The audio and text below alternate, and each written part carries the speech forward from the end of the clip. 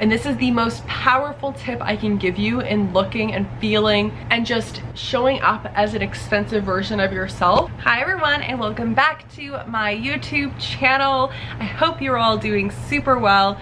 In today's video, I am going to be sharing 7 tips to look, feel more expensive, luxurious, so you can tap into your higher self and step into the version, the successful, wealthy woman that you want to be. Hey, my name is Gabrielle and I am a content creator, and I am here to help teach you and empower you to be the best version of yourselves. I want you to step into the higher version of yourself using tangible tips, advice, and mindset shifts that are going to help you up level into the best version of yourself to attract your manifestations, abundance, wealth, and so much more. So if that sounds interesting to you and you want to learn more, then please hit the subscribe button down below to stay tuned for future videos. And if you have any specific requests, I would greatly appreciate if you left a comment down below as well.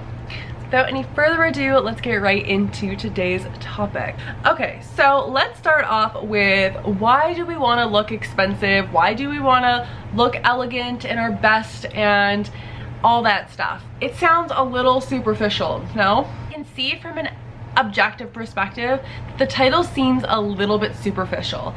But what I'm actually trying to do here is to act as if. I want you to embody who you want to be. If I'm thinking about my higher self, the person, the up-leveled version of myself that I want to reach, that I want to quantum leap to, I see her as being successful, being wealthy, and that version of myself dresses nicely, looks expensive, exudes businesswoman success vibes, and that is what I want to attract. So that is what I need to act as if now. So dressing how you want to be, the future version of yourself, will actually help you reach that. So these are some tips that you can use now that will make you feel a little bit more luxe, more expensive, feel like the up-leveled version of yourself without having to break the bank. So if that sounds interesting, let's get right into the tips that I have for you. The first tip is to just have a nice, polished, clean manicure. I find that when I look at someone's hands, it tells a lot about them. So I personally like to have a very clean and polished manicure. I want people to look at my hands and think, wow, like, she takes care of herself. She likes to be polished, she is organized and neat, and she cares about how she presents herself. Now, I do not think that means that you need to only wear XYZ color on your nails or have XYZ length of your nails. I think it totally has to be reflective of who you are and who you want to be. For me personally, I do really tend to lean towards a more neutral color palette. But I like to have fun. In the fall and winter, I'll go for deeper tones, I'll go for more colors that are kind of in that deep color palette, like burgundies, like that Merlot color, a midnight blue, maybe a really deep forest green. So totally, it doesn't matter what color that you do. In the summer, I tend to lean more soft and neutral with light pinks, maybe a French tip. But if I'm going away on vacation, I'm gonna do a fun coral or an orange or something like that. So the color really is insignificant. What I want you to embody is having just a nice clean manicure. Your cuticles are in good shape, you're not biting your nails, you're not having chipped nail polish. It's just those things that look a little unpolished is what I would recommend you working on. Because does your higher self have chipped nail polish, or does she have clean nails? And you don't have to even wear color polish on your nails. I would say just go get a manicure or do it at home. Watch a little YouTube video of how to, you know, do a little at-home manicure, and just to clean up your cuticles, shape your nails, file them down, just make them look really nice and clean. My next step is to find a signature scent. And this is something that I recommend that you explore in your 20s and find your signature perfume before you're 30. The whole expensive luxe thing about finding your signature scent is a couple of things. A, smelling good is attractive, and second of all, having a signature scent kind of just makes you known for something. Someone's always gonna be like, oh wow, she smells so good, and like, oh my god, like I love this scent, she always smells like this, she always smells so good. That is like a huge compliment. I want people to like see me and think, wow, she smells good. And when I think of someone smelling good, I think that they're clean, I think they're polished, I feel like they're just like, it's like the last accessory to an outfit that just pulls the whole look, the whole aesthetic and vibe together. I actually like to have a couple perfumes on rotate, but the trend with me is that I have pretty much exclusively all Chanel perfumes as my signature scents. I have two in particular. I have the Chanel Gabrielle, and that one has been near and dear to my heart for a very long time. It feels very mature. I feel like it was my first mature scent that I owned, and I love that it's my name. And then I also have my new favorite scent, which is the Chanel Coco Noir, which was actually my wedding scent. So it does feel very sentimental to me. I would recommend when you're first starting to explore looking at a signature scent, it can get a little pricey because fragrance is not cheap. So definitely go around and get either samples or get travel sizes from Sephora or other department stores where it's not as much of a upfront investment while you're exploring what scent you would like. My other tip is that if you tend to lean to like sweeter scents, to avoid those over the top sugary sweet scents and instead look for like a more up-leveled mature version of that. For example, you could have a vanilla forward scent, but it kind of is a little bit more mature, a little bit sexier. It might have a bit of musk or some type of sandalwood or oak wood or some type of balancing note to bring that sweetness down to a little bit more of a luxurious scent and feel. I also recommend that once you have found your signature scent in a travel size or a sample size, to purchase the full size bottle.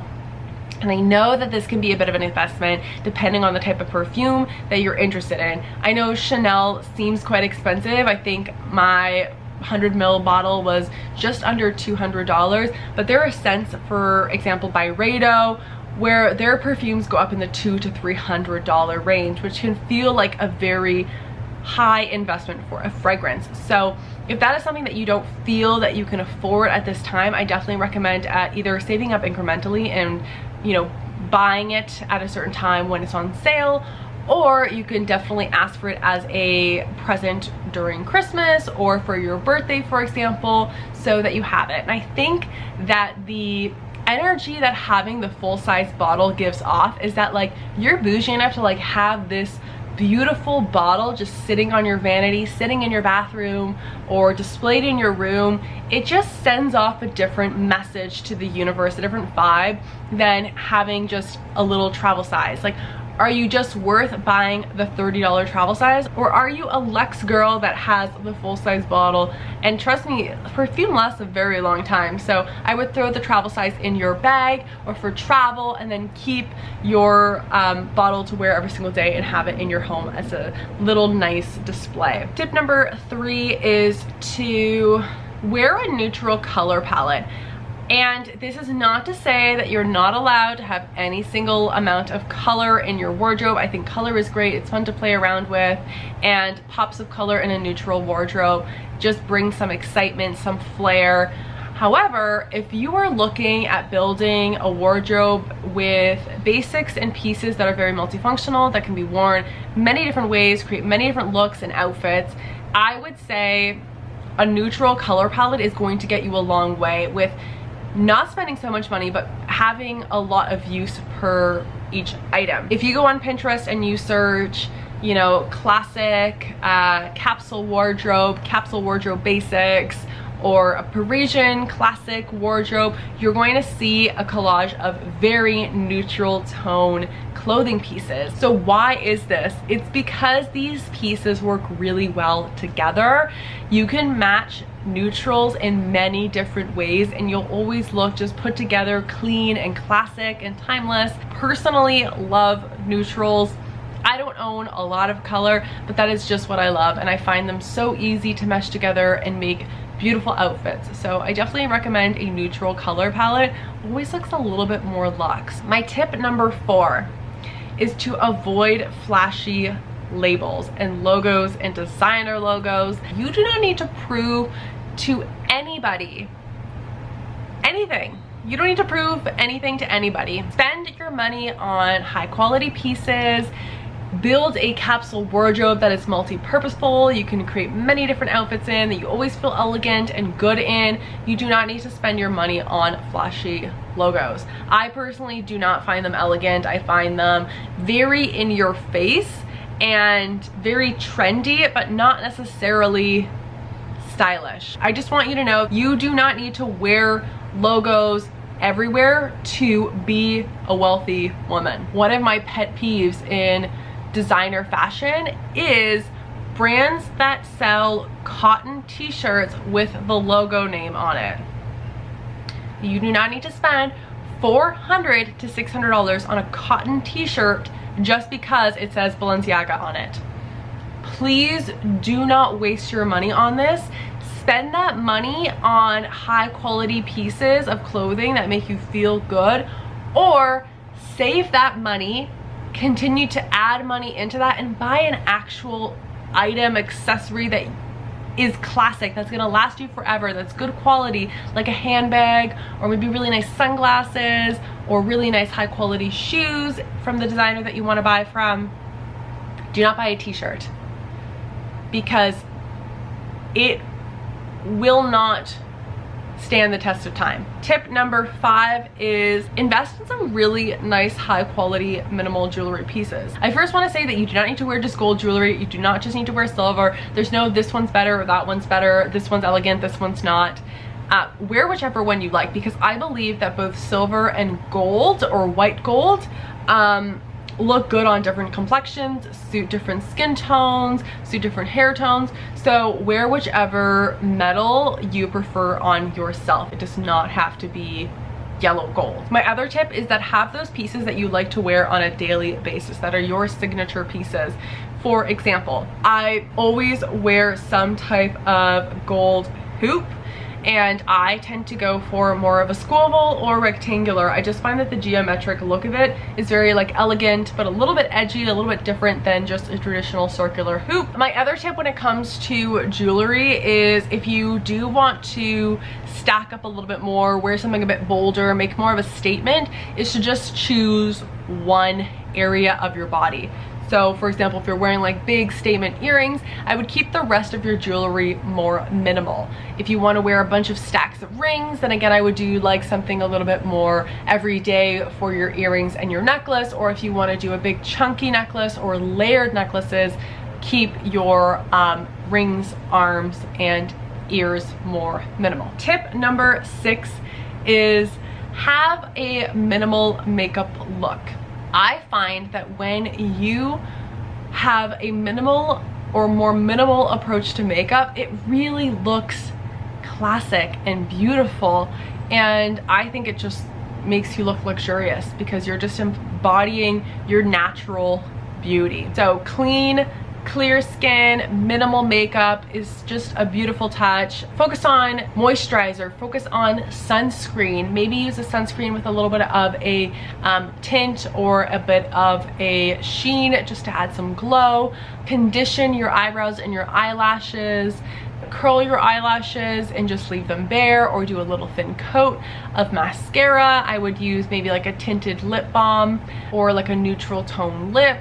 Keep your makeup very clean and simple. It just looks elegant, it looks youthful, it just makes you look more confident in your skin, which brings me to my next tip. I want you, and this is the most powerful tip I can give you in looking and feeling and just showing up as an expensive version of yourself, is to act as if, is to own it and to act confident. Be confident, exude confidence, and people will believe it. If you do all the tips that I've said above and you feel uncomfortable in your skin, you don't feel like yourself, you're getting imposter syndrome, that is what people are going to feel and what they're going to see and how they're going to respond to you. They're going to say, oh, she looks uncomfortable, she's not confident in her skin, she, you know, seems shy and timid.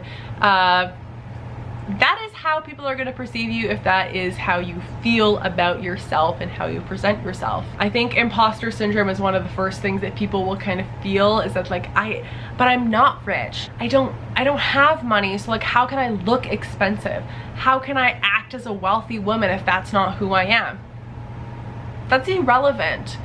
We are embodying that version, and that's how we are going to leap into and up level into that person. So you've got to just act as if, how would this person act? How would your future self act? And then embody that same energy. Not only will confidence have the world perceive you as wealthy and elegant and luxe, but it will launch you into that version of yourself. It'll energetically match you to be that same energy as your future self, and so you'll be able to manifest that future self more easily, more quickly. So I hope today's video was interesting to you. I hope you learned some valuable tips. If you did, then please leave them in the comment section down below. If you have any questions, please let me know. And if you like this video, hit the like button and the subscribe to stay tuned for more videos. Thanks so much, loves, and I'll see you in my next video. Bye!